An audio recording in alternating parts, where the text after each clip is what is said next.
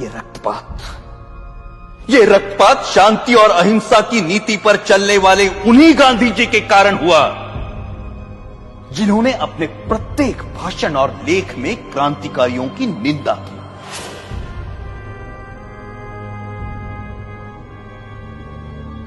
जब गांधी जी के प्रचंड विरोध के बावजूद भी मार्च 1931 के वार्षिक अधिवेशन में कांग्रेस ने भगत सिंह के साहस की प्रशंसा में प्रस्ताव पारित किया, तब गांधी जी अपनी इस पराजय को नहीं भूले और कुछ महीने भीतर जब मुंबई के गवर्नर पर गोली चली तो गांधी जी ने उसका कारण भगत सिंह की प्रशंसा में पारित इस प्रस्ताव को ही बताया।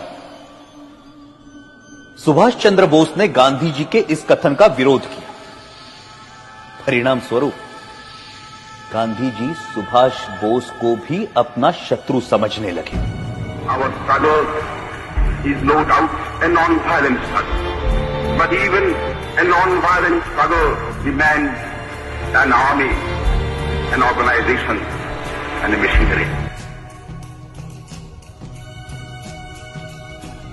और उनका कांग्रेस अध्यक्ष चुने जाने पर गांधी जी ने कहा कि सुभाष की जीत गांधी की हार है। जब तक उन्हें कांग्रेस अध्यक्ष की गद्दी से नहीं उतारा गया तब तक उनका क्रोध शांत नहीं हुआ।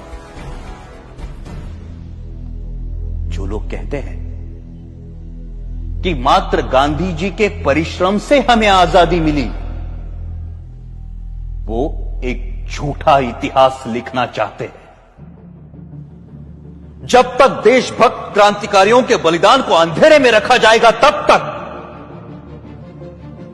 हमारी आने वाली पीढ़ियां इतिहास के सवेरे से वंचित रहेंगी। Order order. 1947 की सर्दियों में हिंदू मुस्लिम एकता के लिए गांधी जी ने जो आमरण अनशन रखा था, उसे तोड़ने के लिए जो पहली शर्त उन्होंने रखी थी वो ये थी कि दिल्ली की मस्जिदों में शरण लिए हुए हिंदू और सिख शरणार्थियों को मस्जिदों से बाहर निकाला जाए और मस्जिदें मुसलमानों को सौंप दी जाए। सरकार गांधी के अनशन के सामने घुटने टेकने पर मजबूर हुई और जिस दिन गांधी जी ने अनशन तोड़ा उस दिन वर्षा भी हो रही थी। उस असाधारण सर्दी में अच्छे घरों में रहने वाले लोग भी कांप रहे थे, परंतु उन निराश्रितों के ठिठुरते हुए कुटुंब के कुटुंब मस्जिदों से बलपूर्वक बाहर निकाले गए।